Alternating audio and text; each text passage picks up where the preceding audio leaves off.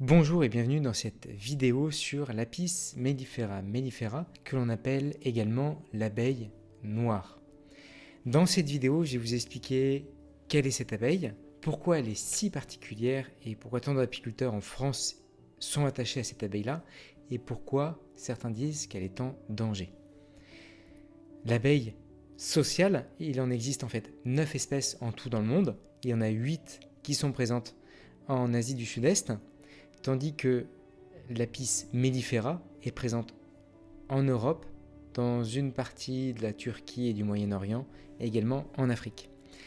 Et en fait, l'Apis mellifera, l'abeille mellifère, il y en a une trentaine de races, réparties un peu partout en Afrique et en Europe.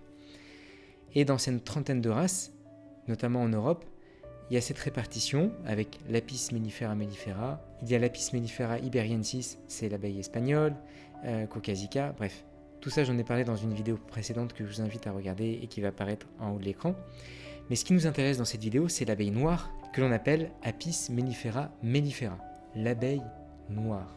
Pourquoi est-ce qu'on l'appelle abeille noire? Tout simplement parce que elle a un abdomen qui est beaucoup plus noir que les autres espèces d'abeilles. C'est une race qui est très ancienne. Elle est ce qu'on appelle endémique à l'Europe, c'est-à-dire qu'elle est naturellement présente en Europe. Elle n'a pas été importée en Europe. C'est la race rustique et présente naturellement en Europe. On fait de l'élevage depuis 8000 ans avec cette abeille. Il y a des traces qui ont été retrouvées. Par contre, il y a eu un vrai déclin de l'abeille noire parce qu'il y a eu une fragilisation de son écosystème avec de moins en moins d'espaces de vie disponibles pour l'abeille noire, et notamment avec l'effondrement des colonies d'abeilles noires dès les années 1970. En fait, dès la fin de la Seconde Guerre mondiale, les pesticides et les produits phytosanitaires ont régné, sans vraiment qu'on sache les impacts que ça avait. Du coup, ça a causé un énorme déclin des populations d'insectes à partir des années 1970. Il y a également eu le varroa à partir du milieu des années 80 en France. Le varroa, c'est un parasite qui est présent sur l'abeille et qui est le pire fléau de l'apiculture. Et on estime que la population mellifère en France est représentée à 10% par les abeilles noires. Simplement 10% des abeilles noires.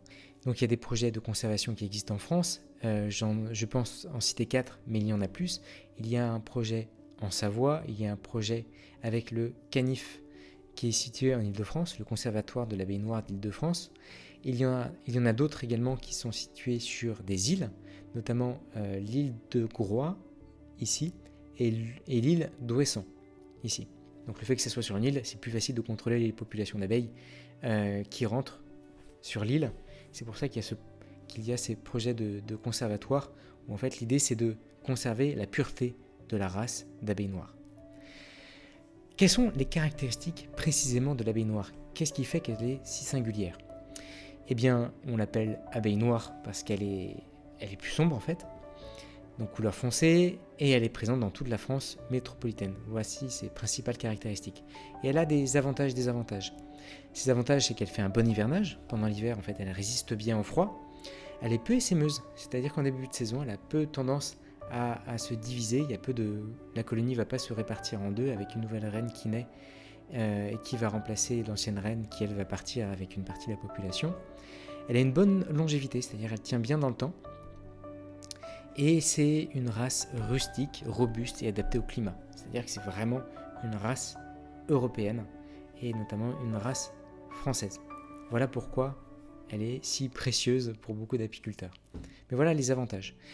Il y a quelques désavantages également pour cette race-là. Elle est considérée comme parfois agressive. C'est un grand débat au sein des apiculteurs. Certains disent qu'ils se font piquer alors qu'ils n'ont même pas ouvert leur ruche. Certains disent que c'est à cause du métissage des races avec une abeille noire et une abeille italienne ou une abeille espagnole qui fait que en fait, l'abeille noire est plus agressive. En tout cas, elle peut être considérée comme parfois agressive. Elle fait un démarrage plus lent au printemps, donc le démarrage en début de saison est moins dynamique.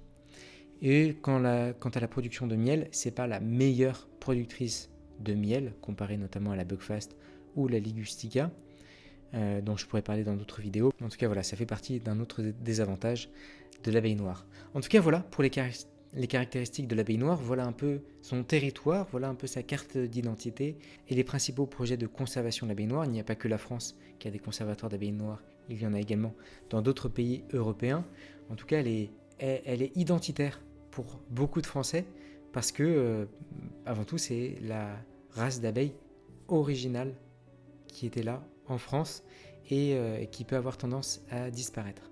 Pour la prochaine vidéo, je parlerai des 4 plus une race, vous verrez pourquoi, les plus utilisées en apiculture.